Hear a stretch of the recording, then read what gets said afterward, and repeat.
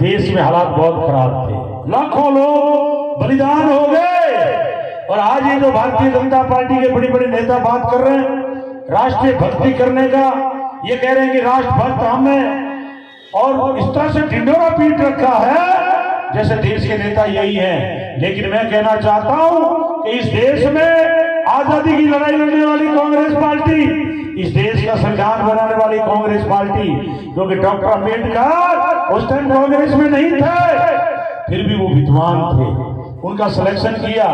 भाजपा के नेता दीनदयाल को भी, मुखर्जी को भी इन्होंने मंत्री बनाने का काम किया, क्योंकि पंडित जवाहरलाल नेहरू बहुत मंजे हुए नेता थे। आजादी मिली थी, इसलिए मैं आपसे कहना चाहता हूं इस देश को आजादी दिलाने वाली पार्टी आज हमारी कमजोर हो रही है। और जो देश में अंग्रेजों की मुखबिरी करते थे वो थे आरएसएस के लोग, वो थे यही मोदी की विचारधारा के लोग। इन लोगों ने आजादी में नाखून तक नहीं कटवाया और आज ये देश को कब्जे में कर लिया है। इसलिए मैं आपसे आग्रह कर रहा हूं कि आज हमारा नेता राहुल गांधी 3500 किलोमीटर पैदल यात्रा की, क्योंकि उनको पार्लियामेंट में बोलने से बंद कर दिया था। उन्होंने कहा मोदी जी बताओ कि 30-20 हजार करोड़ रुपए आपके खाते में कहां से आए। उनका माइक बंद कर दिया। उन्होंने कहा महंगाई बढ़ गई, उनका माइक बंद कर दिया। उनका 2 करोड़ को रोजगार कहां है, उनका माइक बंद कर दिया। मैं धन्यवाद देना चाहता हूं हमारे नेता राहुल गांधी को, कन्याकुमारी से कश्मीर तक उन्होंने पैदल यात्रा की, अभी 6500 किलोमीटर फिर यात्रा की। इसलिए मैं आपसे आग्रह करना चाहता हूं कि आज इन्होंने 14 के बाद में बड़े बड़े झूठ बोलकर, जिसका जिक्र हमारे गजेंद्र सिंह जी, बीडी कल्ला जी कर चुके हैं, इनको याद करो। इन्होंने कहा था 15 लाख रुपए खाते में आएंगे, 2 करोड़ को रोजगार देंगे, लेकिन किया क्या? नोटबंदी की। नोटबंदी करके और जो घर में महिलाओं के पास में हमारा रुपया पड़ा था वो भी मजबूरन हमने बैंक में जमा कराया। लाइन में खड़े खड़े 150 आदमी मर गए, इन बदमाशों ने कोई मुआवजा नहीं दिया। कोरोना के अंदर 45 लाख लोग मर गए, इन्होंने कोई मुआवजा नहीं दिया। इसलिए मैं आपसे आग्रह कर रहा हूं, ये देश बहुत खतरनाक लोगों के हाथ में चला गया है। आपको याद दिलाना चाहता हूं, अंग्रेजों की कोई भी विरुद्ध में बोलता उसको जेल में डालते। एक सेलुलर जेल है पोर्ट ब्लेयर में, चारों तरफ समुद्र है, जो जोर से आजादी की बात उठाता, अंग्रेजों को विरोध करता, उसको वहां बंद करके फांसी पे लटकाया जाता। और आज वही स्थिति वापस बन रही है। आपकी संवैधानिक संस्थाएं बिक गई, आपका रेलवे बिक गया, आपका बीएसएनएल बिक गया, आपका एयरपोर्ट बिक गया, आपके बैंक बिक गए, आपकी सड़कें बिक गई। जो भी नेता विरोध करता है उसको जेल में बंद कर दिया जाता है, जो भी अधिकारी विरोध करता है उसको भी जेल में बंद किया जा रहा है।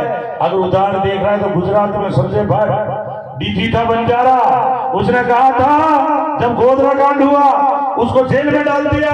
उसने कहा मोदी जी आप तो प्रधानमंत्री बन गए, लेकिन आपकी वजह से हम सजा भुगत रहे हैं। इसलिए साथियों, एक तरफ वो विचारधारा है जो सांप्रदायिक है, धर्म के लोगों को लड़ा करके राज करना चाहती है।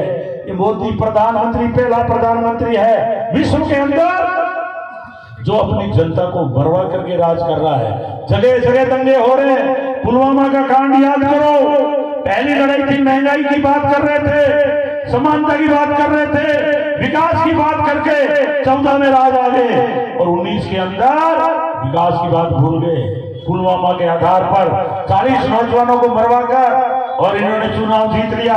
आज ये राम के नाम पर राज में आना चाहते हैं। इसलिए मैं आग्रह कह रहा हूं, राम सबका है, राम ने सृष्टि रचाई है। एक तरफ तो ये कहते हैं कि राम ही है सब कुछ, जिसके आधार पर ये प्रकृति हम सब जी रहे हैं, और एक तरफ आपने विज्ञापन देखा होगा, मोदी जी लंबे चौड़ा विज्ञापन, पीछे अंगुली से राम जी का हाथ पकड़ा हुआ चल रहे हैं।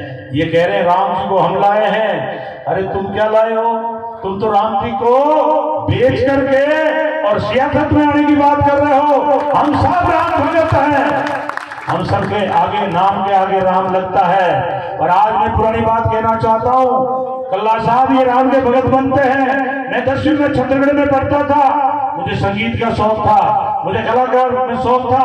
मैंने रामलीला में 1979 में अंगद का रोल किया था, मुझे आज भी याद है। और ये हमें कहते हैं आप राम के विरोधी हो। इसलिए मैं आपसे निवेदन कर रहा हूं, ये नकली लोग हैं, ये फर्जी लोग हैं, देश को बर्बाद कर रहे हैं, संविधान को बर्बाद कर रहे हैं।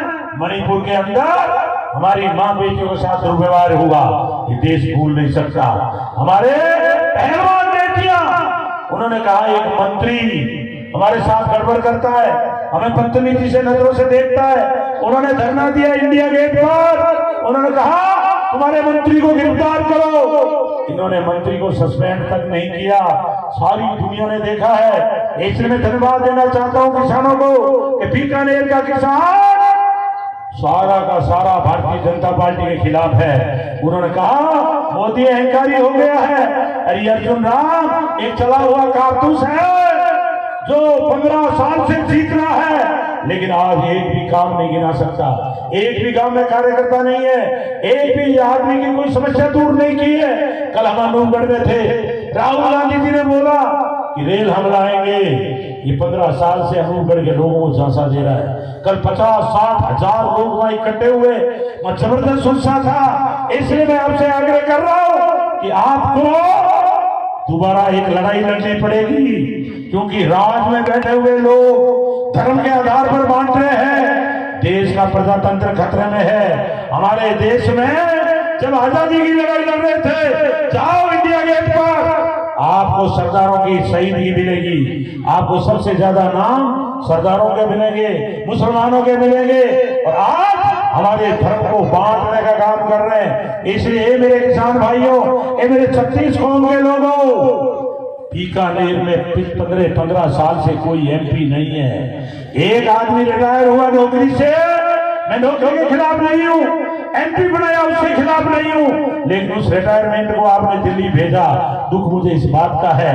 बीकानेर में बहादुर एमपी रहे, बलराम जाखड़ रहे, जिसने हमें मुआवजे के अंदर मदद की। यहाँ रामेश्वर जी ढूंढी रहे, या मनभूर सिंह बहादुर रहे, लेकिन ये व्यक्ति जाने के बाद एक भी दिन पार्लियामेंट में एक शब्द बीकानेर के बारे में नहीं बोला है। इसलिए मेरे नौजवान साथियों, ये मेरे 36 कौम के लोगों, आप लोग बहादुर हो, क्योंकि प्रजातंत्र में जो बंदूक की गोली में ताकत नहीं है, वो आपके वोट के अंदर है। बलि हमेशा बकरे की चढ़ती है, शेर की कभी बलि नहीं चढ़ती। आप शेर हो, इस प्रजातंत्र को मजबूत करने वाले लोग हो। आप देखो किसानों को, उन्होंने कहा 3 कृषि कानून वापस लो, वहां बैठ गए, 377 दिन धरने पर बैठे रहे, 700 किसान शहीद हो गए।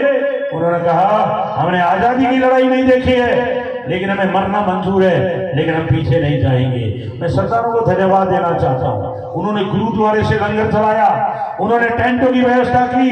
बरसात का समय था, मैं भी 1500 किसान लेकर शाजापुर बॉर्डर पे गया था, और 378 दिन के बाद ये तानाशाह मोदी और अमित शाह, इनको आगे गलती मांगनी पड़ी, इनको कहना पड़ा कि हमारी गलती हो गई। एमएसपी की गारंटी दी थी, अभी एमएसपी नहीं आई, आज किसान डटे हुए हैं, उनके टेंट चलाए जा रहे हैं, उनके गोलियां मारी जा रही है, लेकिन वो भाग नहीं रहे हैं साथियों, शहीद हो रहे हैं। जब वो अश्रु गैस के गोले फेंकते हैं, किसान भीगी हुई बोरी से उसको बुझाने का काम करते हैं। जो घायल होता है, पंजाब से डॉक्टर आकर उनकी वही सेवा करते हैं। इन बदमाशों ने लाठीचार्ज किया, उनके ट्रैक्टर तोड़ दिए, उनकी ट्रॉलियां तोड़ दी, उनकी गाड़ियां तोड़ दी, उनकी जेसीबियां तोड़ दी, उनके हाथ पैर तोड़ दिए। लेकिन मैं नमन करता हूं सरदारों को, नमन करता हूं यूपी के किसानों को, नमन करता हूं जहां भी वो लोग, पूरे देश के लोग दिल्ली को घेरे बैठे। इसलिए मेरे बीकानेर के लोगों, तुम्हारा एमपी तो इतना कायर है, कभी महंगाई के खिलाफ नहीं बोला, कभी बेरोजगारी के खिलाफ नहीं बोला, कभी किसान के लिए नहीं बोला। इसलिए बीकानेर का नाम बदनाम हो रहा है। और सबसे बड़ी बात, 90% नाम है बीकानेर में, जहां अर्जुन राम ने जाके नहीं देखा, वोट मांगने नहीं गया है। जब से मैं खड़ा हुआ हूं, अब ये रोजाना 5 और 10 काम निकालता है। 5 आदमी इसकी मीटिंग में आते हैं, 10 आदमी साथ वाले बैठते हैं, फिर ये फोटो चढ़ाता है, फिर मीडिया को खरीदता है और वापस जाने की फिराक में है। इसलिए मैं आपसे आग्रह कर रहा हूं, एक तरफ नकली अर्जुन राम, जिसके गांव में पहली लड़ाई मेरी लड़ी हुई है। मेरा जिंदगी का जब मैं स्टूडेंट लीडर था, पहली लड़ाई इसका गांव है किस्में जैसा, इसको एक वोट नहीं मिलेगा वहां मेघ वालों का, जिनकी मैंने लड़ाई लड़ी थी। और एक लिच्छू राम की उसमें हत्या हो गई थी, आज उस लिच्छू राम की मूर्ति लगाई है, इसने खुद ने लगाई है। गांव वालों ने कहा ये लड़ाई गोविंद राम की लड़ी हुई है, तो कहा कि गोविंद राम आएगा तो मेरा कद छोटा हो जाएगा। मैं बताना चाहता हूं कि ये आदमी बोल नहीं सकता, और जो मैं बात बोल रहा हूं मेरी जनता के अदालत में कही हुई बात कभी झूठी नहीं होगी, ध्यान रख लेना। मैं दूसरी बात, मैं जब 2003 में एमएलए बना तो अर्जुन राम मेरे पास आया कि मेरे घर चलो और खाना खाओ। अरे अर्जुन जी, हमें ये पता नहीं था तुम इतने गद्दार हो। इन्होंने नेताओं की चमचागिरी करके, और भारतीय जनता पार्टी में ऐसे लोग चाहिए। आप देख लो आज वसुंधरा जी बाहर बैठी है, और वो भजन लाल 2003 में लड़ा था न्यायबंद से, वोट मिले थे 5000, और बीच में से निकाल के बढ़ा दिया पर्ची से मुख्यमंत्री। और आपको पता है भजन लाल जी एक जगह भाषण दे रहे थे, कहा कि 1994 में अटल बिहारी वाजपेयी ने हमारा पोखरण में परमाणु परीक्षण किया, इसलिए मैं नरेंद्र मोदी को श्रद्धांजलि देता हूं। ये भजन लाल जी का भाषण है, मेरा नहीं है। क्या श्रद्धांजलि तो दे दी थी अटल बिहारी को, और श्रद्धांजलि दे दी नरेंद्र मोदी को। इनकी उल्टी गिनती शुरू हो गई है साथियों। आपको याद है इनका शपथ बयान अगर हमारा देखना हो, एक अधिकारी ने कहा भारत के मुख्यमंत्री नरेंद्र मोदी जी, अब नरेंद्र मोदी उसकी तरफ आंखियां निकाल रहे हैं। वो कह रहा है भारत का मुख्यमंत्री नरेंद्र मोदी, प्रधानमंत्री से मुख्यमंत्री बना रहे, श्रद्धांजलि ये दे रहे। फिर गया सरदारों में, यही वो आपका मुख्यमंत्री कह रहा था सत श्री अकाल, और कह दिया सत सत का। वो भी वीडियो चल रहा है, इसलिए है।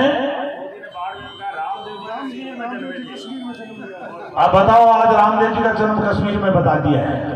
ये कुछ भी कह सकते हैं। ये विवेकानंद, कबीर जी, गोरखनाथ, इनको भी एक दिन त्याग, इनको भी एक बार एक साथ बिठा दिया था, क्योंकि ये झूठे लोग हैं। पढ़ाई लिखाई इनके पास नहीं है, कोई डिग्री नहीं है। इसलिए मैं कहना चाहता हूं विशेषकर मेरी मां बहनों को, ये अंधविश्वास में लपेट रहे हैं। आए दिन मंदिर की बात करेंगे, गाय की बात करेंगे। आज मोदी के राज में जो बीफ है, गाय का बीफ, सबसे ज्यादा उसका निर्यात हो रहा है। सबसे ज्यादा 500 करोड़ का चंदा इन्होंने उन्हीं कंपनियों से लिया है। पाकिस्तान की कंपनी से चंदा ले रहे हैं। अभी आपको पता है इलेक्ट्रिकल बोर्ड जो आया उसके अंदर क्या था, इन्होंने कंपनियों में पहले छापा मारते हैं, फिर वही कंपनी इनको चंदा दे देती है, तो फिर उसको माफ कर देते हैं। वो सारी पोल सुप्रीम कोर्ट के सामने खुली है। इसलिए मैं कह रहा हूं कि प्रजातंत्र खतरे में है। इसलिए पहले लड़े थे गोरों से, अब लड़ेंगे चोरों से। इसलिए आपको संकल्प लेना होगा। अगर कोई ईडी से डरता है, कोई इनकम टैक्स से डरता है, कोई जेल से डरता है, वो जा रहा है बीजेपी में। जो लड़ेगा केजरीवाल की तरह, हम लोग जेल में जाना पसंद करते हैं। गोविंद राम का भी डायरी में नाम लिख लेना, चाहे हमें मोदी से टकराना पड़े, अगर राज में आए तो राज की ताकत से काम कराएंगे, और अगर किसी तरह से बदमाशी करके और वापस ये सत्ता में आएंगे तो मैं ये वायदा कर रहा हूं जनता की अदालत में, चाहे हमें जेल में जाना पड़े, चाहे हमें कुछ भी भुगतना पड़े, लेकिन मैं वायदा कर रहा हूं कि जहां किसान का पसीना बहेगा वहां हम खून देने के लिए तैयार रहेंगे। लेकिन कायरों का नाम नहीं दिखाएंगे, लेकिन कायरों का नाम नहीं दिखाएंगे। बहादुर आदमी, कायर आदमी दिन में मरता है 100 बार, और बहादुर आदमी जिंदगी में एक बार मरता है साथियों, और मरने के बाद भी उनकी मूर्ति लगती है। इसलिए मैं आग्रह कर रहा हूं कि बीकानेर के बहादुर लोग, एक नकली आदमी को 15 दिन से 15 सालों से ढो रहे हो, एमपी बना रहे हो, बीकानेर का कलंक है अर्जुन राम। इसलिए मैं कह रहा हूं कि जब से मेरा कैंडिडेटशिप हुई है, इस बदमाश ने एक कलेक्टर को अर्जी दी, कहा लिख करके दिया कि गोविंद राम पर किसानों के मुफ्त में चल रहे हैं, इसलिए पर्चा खारिज किया जाए। मैं दावा कर रहा हूं जनता की अदालत में मेरे पे थे मुफ्त में, लेकिन हमारी सरकार ने वापस ले लिए क्योंकि हमारे किसान के आंदोलन के मुफ्त में थे। मैं जनता की अदालत में घोषणा कर रहा हूं कि गोविंद राम के खिलाफ बीकानेर नहीं, अगर भारत के कोर्ट में एक भी मुकदमा चल रहा हो मैं राजनीति से संन्यास लेने के लिए तैयार हूं। इसलिए मैं आगे निवेदन कर रहा हूं, ये झूठा भक्ति है, इसको कोई कानून का ज्ञान नहीं है। अगर कानून का ज्ञान होता तो नामांकन भरा, कलेक्टर की कोठी के आगे इसने टेंट लगा के कानून तोड़ा। हमने सादुल कलम में हमारे नामांकन में आए 25,000, इनके नामांकन में आए 1,000। इसलिए मैं कह रहा हूं साथियों, 19 तक आप मदद करो, पूरा जोश और घरों से नारा लगाओ, घर घर जाओ, कांग्रेस को जिताने के लिए अपील करो। 19 के बाद गोविंद राम संकल्प ले रहा है, मेरा शेष जीवन आपके